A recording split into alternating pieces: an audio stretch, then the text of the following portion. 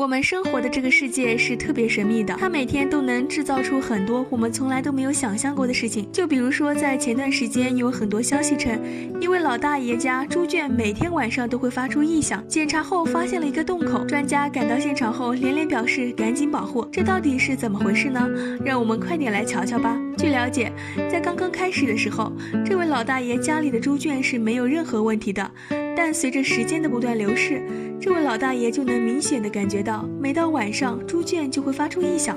这让他感到特别震惊，害怕有贼偷家里的猪。当天这位老大爷听到怪声之后，就立即到猪圈里检查情况。检查后，这位老大爷就在猪圈里发现了一个洞口。这位老大爷想了很长时间，觉得自己没有在猪圈里挖洞，他觉得这件事情绝对不简单，就立即打电话报警，希望警察能带着有关专家赶到现场查看情况。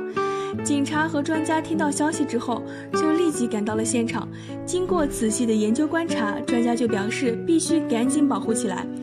原来在这个猪圈下有一个特别大的陵墓，它是北齐开国皇帝高阳的陵墓，里面有很多珍贵的宝物，还有精美的壁画。这座古墓对我国有着特别重要的意义，